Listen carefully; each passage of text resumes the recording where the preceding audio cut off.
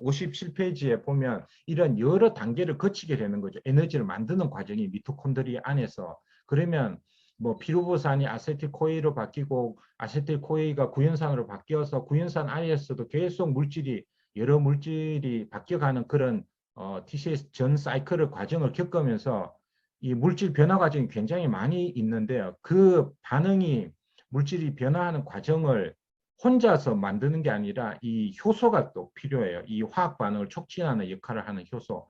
3천여 종이 있다고 알려져 있는데 대표적인 게 이런 이제 에너지를 만들 때 쓰이는 대사 효소하고 또 우리가 소화할 때 쓰이는 소화 효소하고 화학 반응에 쓰이는 거죠. 대표적인 게 소화 효소, 대사 효소 이렇게 쓰입니다. 그래서 우리가 어떤 학자가 인간이 만들어서 쓸 수 있는 효소의 양이 평생 정해져 있다고 그렇게 이야기하고 있어요. 그래서 보면 효소를 소화효소로도 쓰고 대사효소로도 쓰잖아요. 여기에 나와 있는 것처럼.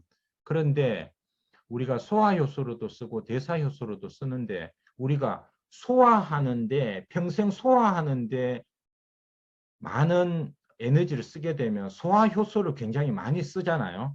그러면 평생 쓸 수 있는 효소의 양이 정해져 있는데 소화효소에 효소를 많이 쓰게 되면 결국 나중에 가면 대사하는 데 쓸 효소가 부족할 수밖에 없는 거죠. 이해되시죠? 그러면 우리가 소화효소에 쓰이는 효소의 양을 좀 아껴야 대사효소에 필요한 충분한 효소의 양이 확보될 수 있기 때문에 거꾸로 말해서 우리가 과식하고 너무 음식을 많이 먹어가지고 소화하는데 에너지를 많이 쓰게 되면 효소도 많이 쓰게 되고 결국에 나중에는 소화 효소가 모자라서 소화하는데 문제가 생길 수도 있어요. 물론 극단적인 경우지만 어쨌든 과식이 궁극적으로 우리 인간의 건강에 원천적으로 이로운 건 아니다라는 거, 그거 좀 말씀드리고요. 이 효소가 작용하기 위해서도 조효소라는 게 또 있어서 효소가 화학 반응하는데 또 조효소라는 게 도와주고 또 보조인자도 같이 이제 필요합니다. 그래서 효소와 조효소, 보조인자 얘들이 같이 있어야만 화학 반응이 제대로 잘 일어날 수 있다. 이렇게 하시면 되겠고요. 그 다음에 페이지 또 넘기면 58페이지에 보면 그러면 미토콘드리아가 에너지를 생성을 잘 하기 위해서 우리가 뭐가 필요하냐, 영양소가 뭐가 필요하냐라는 부분이 나와 있죠. 거기에 보면 정리가 되어 있는데 그 정리를 하면 에너지 생산 과정에서 중요한 영양소가 뭐냐 하면 비타민 B군 복합체입니다. 비타민 B군하고 마그네슘. 물론 이것만이 필요한 건 아니고요. 가장 핵심적으로 필요한 영양소가 이거라는 거죠. 그 다음에 코엔자임 Q10. 코엔자임 Q10은 63페이지에 또 코엔자임 Q10이 에너지 생산 과정에 왜 중요한가라는 부분이 63페이지에 나옵니다. 제가 요 앞에 바로 당겨서 지금 설명을 드리는 거고요.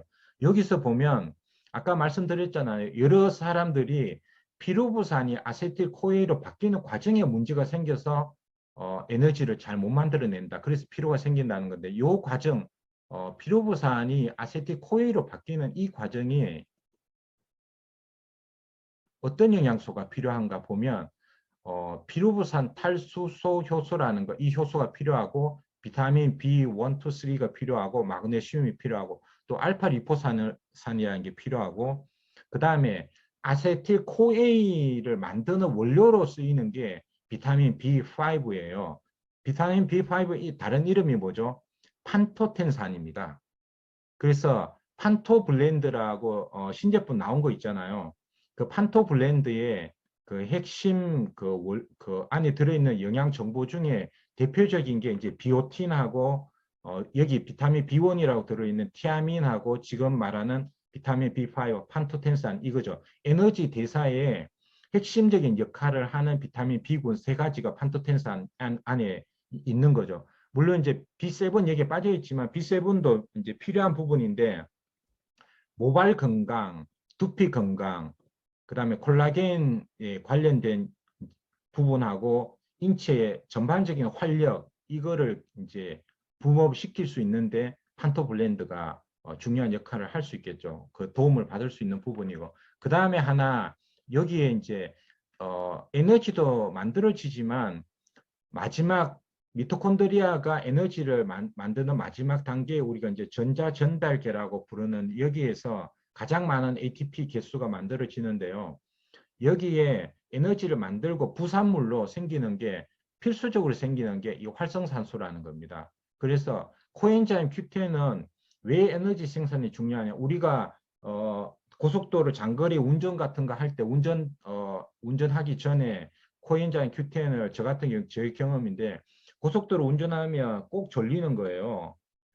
좀 지루하기도 하고 그렇잖아요. 그래서 저는 코엔자임 Q10을 이제 효과를 많이 제일 이제 피부로 와닿게 본 게 장거리 운전하기 전에 항상 코엔자임 Q10을 좀 먹어요. 그러면 좀 졸음이 꺼쳐지고 활력이 조금 정신이 맑아지고 그런 부분이 있거든요. 그러니까 에너지 생산에 이제 도와주는 역할을 하는 부분이 하나 있고요. 그 다음에 여기에서 생기는 활성산소가 지금 요 다음에 이제 설명드리겠지만 이 활성산소가 미토콘드리아 또 해치고 세포도 해치고 세포를 산화시키고 노화시키는 주범이거든요. 근데 이 활성산소를 억제시킬 수 있는 게 바로 코엔자임 Q10이에요. 그러니까 코엔자임 Q10은 우리가 숨을 쉬면서 에너지를 만들고 있는 한은 평생 동안 필요한 정말로 어쩌면 가장 중요한 영양소 중에 한 가지라고 볼 수 있습니다. 네. 코엔자임 Q10을 좀 강조드렸고요. 나중에 항산화제 할 때 또 설명을 조금 드리겠습니다.